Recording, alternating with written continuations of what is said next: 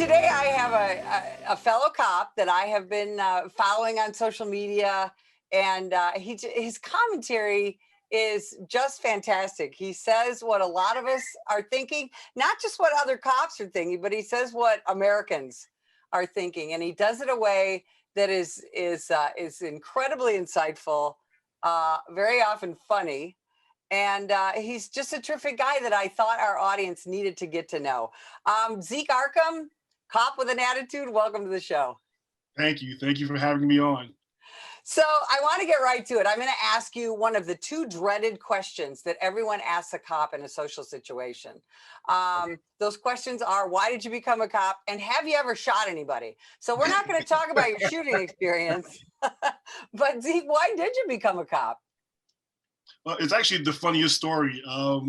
I had an office job that I hated. It was a architectural sales firm. I would start my tour at 8 o'clock on my shift at 8 o'clock and immediately say, okay, I've got 8 hours to go before I get to go home. I hated it. So I had become friends with a cop, and he basically sold me on the job. And to the chagrin of cops everywhere, I'll admit, I actually applied to the police department and the fire department at the same time. And the only reason I'm a cop today is because the police department called me first. Well, so, okay, so you've been on the job for 15 years, and you picked 15 years here where there has been so much happening. Law enforcement in your 15-year career has become increasingly politicized and vilified, and you have seen it all as a working cop. Would you still recommend the job to a young person who is in an office job they hate, or they're about to get out of college and they're wondering what to do? Do you still think this is a job that people want to do? Wow. Yes and no. If you can find a department that has your back, this is a great job. If you can find a government that actually endorses cops and lets cops do their job, great. In certain other cities, maybe not. I do mentor a lot of guys that are applying for the job, and I've had to pull a few of them aside and say, you know what, in good faith, in trying to look out for you, I don't know if I can really recommend this job anymore in this city. But if you can find some place in other cities, and helped them do the research, then this is a great job. I still believe that law enforcement and being a cop, being part of a police department is an honorable profession. I still believe that it's noble. I still believe that we are the quote unquote white knights of the world, the last ones left. But in certain cities, they're making it very hard to do your job. So Zeke, we lived through the 2020 summer of riots and looting and burning and all that. You lived through it, right on the line, watching all that happening. And now we've lived through the Capitol riot, which was a horrible happening. It was one day for a few hours. A law enforcement officer did die in the riot. But now all of a sudden, appears to be, that I can read in the media, pretty much the only violent riot that has occurred in the United States in the last, 5 years. What's your thoughts on that as a law enforcement officer, and a law enforcement officer who's watched rioting and looting and burning and violence? Talk about that. I not only watched it, I had a front row seat. I worked it. It baffles my mind that now all of a sudden people are against riots when they basically encouraged them for the entire summer. You've got quote on top of quote on top of quote from these different politicians and elected officials that are encouraging riots, that are making it seem like, we're living in this world where there's a huge disparity between justice for all and oppression. I mean, and then you've got these riots in DC where, because it directly affected them, Now they're like, whoa, wait a minute, this is horrible. You know, and it's like cops could have told you for the past couple of months, yeah, this is horrible. You know, and then you've got the two-facedness where now all of a sudden they enjoy law enforcement. They're very appreciative of law enforcement, where before they were condemning law enforcement any chance they got. Um, you know, we for cops this is nothing new because we went through months of this. Me and just even me personally getting stuff thrown at me, water bottles filled with concrete, Molotov cocktails, vehicles being burned, vehicles being taken over and driven down the street, by people that weren't cops, precincts being taken over, just being attacked randomly out in the street. You know, you couldn't walk somewhere by yourself. You had to go with a group because you could get randomly attacked. You know, so for cops, this is nothing new. But you had these elected officials who experienced it for I think a grand total of 2 hours. They're now trying to pretend like they went through the Vietnam War, and to me it's almost like the height of hypocrisy. You didn't appreciate us then. Now you appreciate us because we basically stood in between you and what you fear. And I give it about another week and a half or so before they're right back to condemning us. All it's gonna be is the next officer involved shooting that they don't like. And Exactly. and we're going to go back to from being the angels and the heroes to the devils once again, which is kind of our life. I was a cop for 29 years, and it was always up and down, up and down, up and down. And the media has a real tendency not to not tell the truth about law enforcement. A great example we're seeing right now is some of those riots that we saw this summer and fall were in Kenosha, Wisconsin, because of the shooting of Jacob Blake. Now, Jacob Blake is on a bizarre media tour with every mainstream outlet having him on, and now what he is doing is he's now admitted on national TV that he did have a knife, that he did fight with cops with a knife in his hand. He did dropped the knife and was picking it back up as he was jumping into his ex-girlfriend's car that he had sexually assaulted a few weeks earlier, and was going to take off with her kids. He's admitting all of this, and I have yet to see the apology from the politicians or the media who relentlessly attacked the officer that was forced to shoot him. Well, they're not going to apologize. And to be completely honest, they're barely going to cover his admittance of having a weapon because it disrupts their narrative. Once the media goes from wanting to tell the truth and the unbiased truth to we have to sell newspapers and we have to basically create a story, that means they're no longer the news media. That means they're now fictional writers. And I've said that for a long time. If you're just getting your news from one source, you're not really getting the news. You're not getting the complete truth. I encourage people, do your own research. Look into different media outlets, ones that you agree with, ones that you don't agree with. Get the complete story. Jacob Blake is no saint. He's no angel. And, the fact that you've got that there was so much support behind him without the whole story coming out, just because it fed into some sort of outrage, some sort of, quote unquote, justified outrage. The media isn't our friend, and cops have known this for a long time. There have been incidents that I've been personally involved in, where I've been there personally, and I've seen the media put their spin on these stories, and I've gone, wait a minute, that's not true. And I think every cop has experienced that, and I think people are now starting to sort of wake up to the fact that the media is heavily biased, and it's not for the American people; it's against it. Well, yeah, I think in polling, recent polling, I think the only people that have a lower rating than the American media is Congress as far as popularity. And speaking of polling, who keeps polling high? American law enforcement. There is poll after poll after poll where people say, "Don't defund my police. Please put more police in my neighborhoods." And again, those polls are they're kind of pushed down, and then other polls come out. Oh, our cops racist. Zeke, is the American justice system systemically racist? Can you answer that for me? If it is, I haven't seen it at all. And I've got 15 years of court experience. I've made a lot of arrests in my career.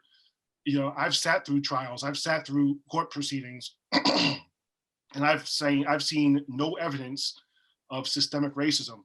I've even asked before, where is this systemic racism taking place and who's doing it? Please let me know in 2020, where is this systemic racism taking place? And I usually get the answers, oh, well, back during slavery. Okay, let me ask that again. In 2020, to my knowledge, there is no slavery going on in the United States of America right now. In 2020, where is this systemic racism taking place? Oh, well, during the civil rights era. Okay, let me stop you again. Let me ask again.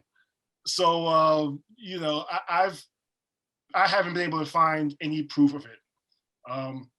As far as defunding the police, if you notice, the people that are screaming the loudest for defunding the police live in neighborhoods where there really isn't much of a police presence, because they've got their gated communities, they've got their private security, they've got, their neighborhood watch programs. Even here in New York, there was a stop, question, frisk program that was going on for a long time. And as soon as it was ended, well, I mean, not so much ended, but, as soon as they put so many limitations on it that cops stopped doing it, we started getting people in the community coming back to us going, hey, can you start that back up again? Can you, can you do that all over again? Just because they were able to see how crime was rising in their neighborhoods. And it's happening again. You want to defund the police, you want to uplift criminals, and the people that are being directly affected by it are like, wait a minute, we didn't ask for this. Can you stop that? And this is what's going on. Yeah, one of the things about defunding or reimagining policing is there's there's and there's talk about, oh, we need more training, and implicit bias and nonsensical things like that, and less and less training when it comes to utilizing force. And yet what gets us into trouble with the politicians and the media and all of that is when we have to use force. So I think we're coming now to a time, and I'm so sad to have to say this, but it's what you just said. Cops are going to be forced to not be proactive. We're going to be those people who show up and take a report for insurance purposes or whatever. And when it comes to violent crime, that's just not tenable. One of the best things about being a law enforcement officer is you get to respond to that violent 911 call and you get to save somebody.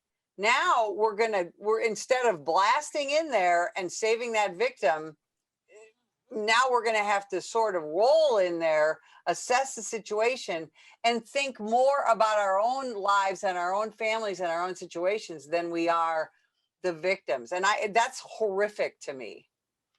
It absolutely is. I mean, most cops I know, 99.9% of the cops I know are what you call good cops.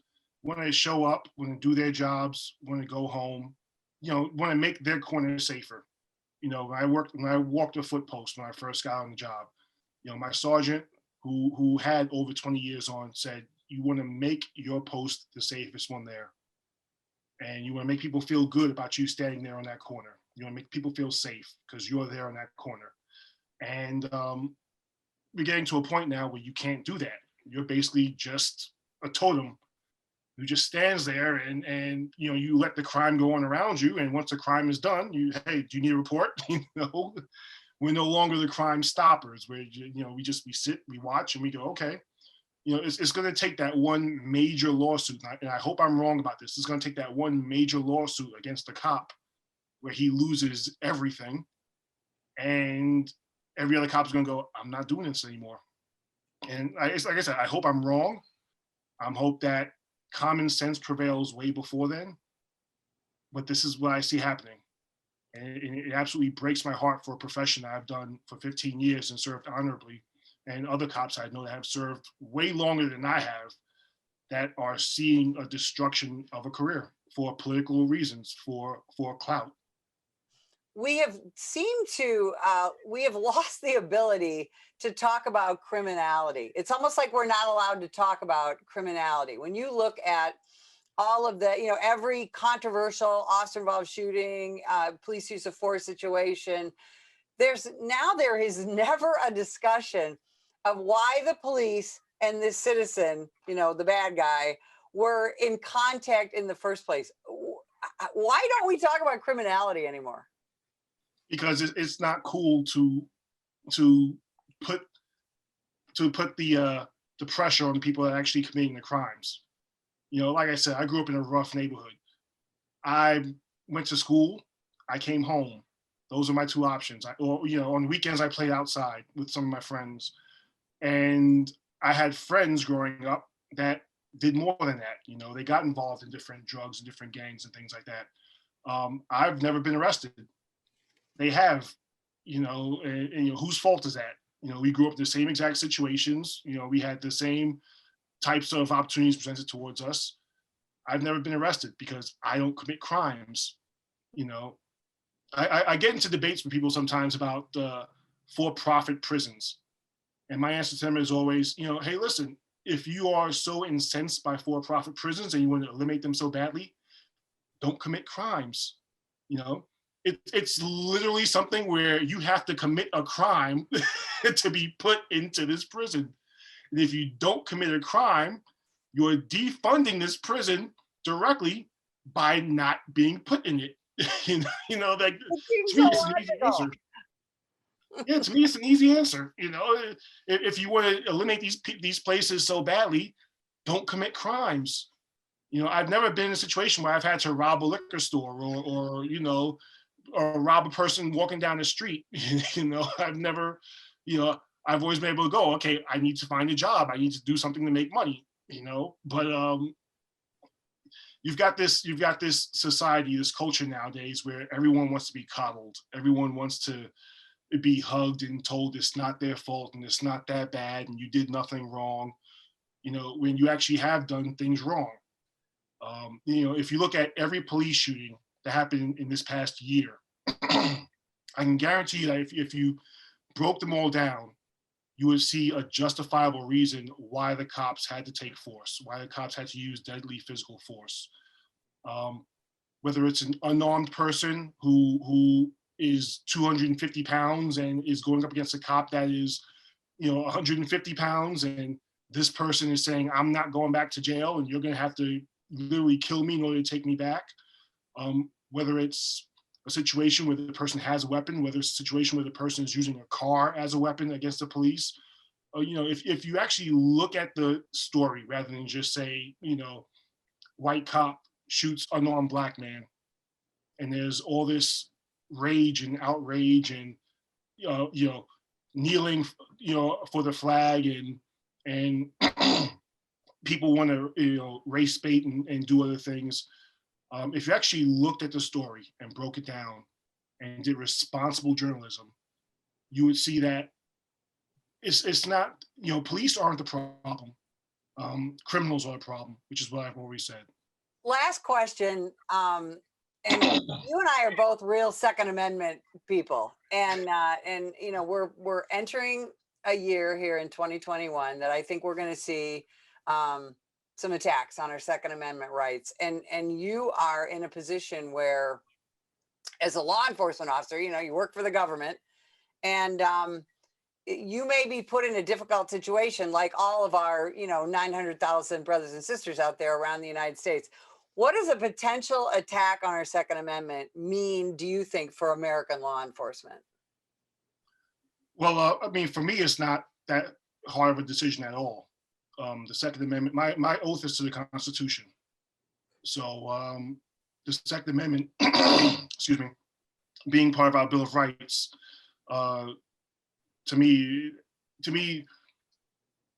I've always said I will neither obey or give an order to confiscate guns from law-abiding citizens. That's just not part of my oath. That would be going against my oath. It's just not, to me, it's not a morally responsible thing to do. Um, I'm very pro Second Amendment.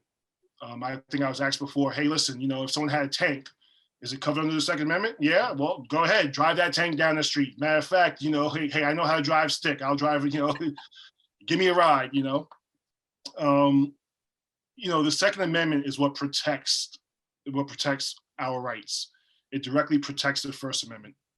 To me, it's not a hard decision at all. I'm very pro Second Amendment. I've always said that.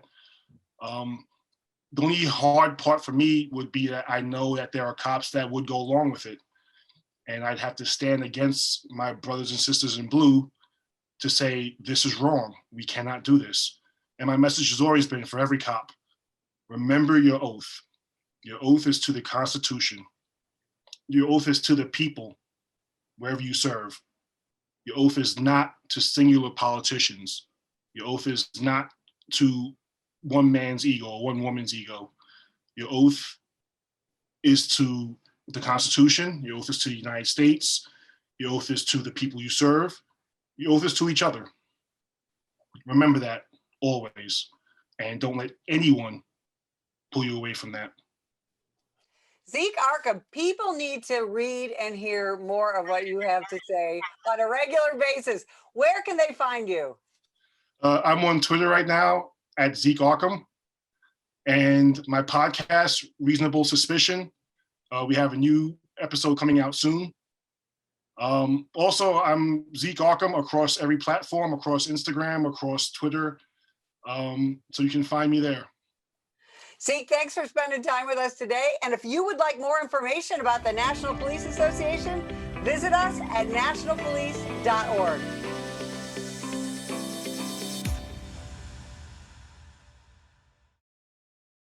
This year, over 50,000 law enforcement officers have been assaulted while on duty. A vast number of these attacks were filmed and uploaded to social media in the pursuit of likes and attention. What they want to do is film you instead of like, what can I do to help this officer?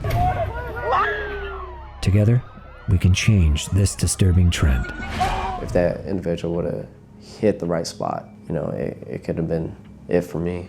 Last time I would have saw my wife, my kids. I'm Mike Solon. Law enforcement officers need your support. If you see an officer under attack, then follow these simple steps in order to help. 1. Call 911 and give the officer's exact location. 2. Ask the officer if you can assist. If the officer accepts, then do whatever you can do to safely help. 3. If the officer declines, then start filming and be a good witness. It's time to stop filming and start helping.